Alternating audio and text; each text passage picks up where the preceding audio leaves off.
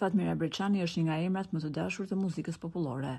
Ajo ka ditur të rezistojë tregut muzikor dhe vijon të jetë ende një nga këngëtarët më të preferuara në trojën shqiptare. Dada Fatmira është emri që thërrasi miqtë e saj, por edhe ndjekësit e muzikës së saj. Nëse thon do jetë e ftuar Dada, dihet se bëhet fjalë për Fatmira Breçanin, por pak veta e din se pas këtij emri ka një histori shumë prekse. Fatmira ishte shumë e re në moshë kur ka humbur maman e saj, që nga momenti që humbi maman, ajo u kthye në një figurë autoritare dhe mbrojtëse për vëllezërit më të vegjël, të cilët e thërrisnin Dada ose Motër e Madhe. Ajo u bë si një ëngjëll mbrojtës për vëllezërit e saj dhe i mbeti emri që ato e thërrisnin kur ishin të vegjël, Dada. Ky emër më pas u adoptua edhe nga publiku dhe në dasma shpesh e thërrasin këngëtaren me emrin Dada.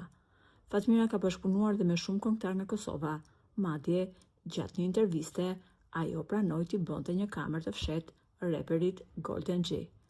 Fatmira e telefonoi reperin dhe i tha se një mikesha e saj kishte një dasëm në Itali dhe martonte djalin, por nuk kishte mundësi që ta paguante as Fatmirën dhe as Golden G.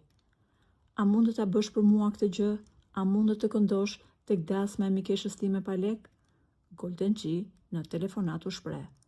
Do të vi të këndoj pa lek, e para për ty sepse kam respekt dhe e dyta se dua që ajo familje, edhe pse nuk kam mundësi të gëzoj për djalin e tyre kur martohet. Edhe pse nuk e dinte që biseda po regjistrohej dhe çdo gjë ishte një kamerë e fshehtë, Golden G tregoi edhe një herë se përveç se një artist, ai ka dhe një zemër mjaft të madhe. Në fund të kamerës, Fatmira u shpreh.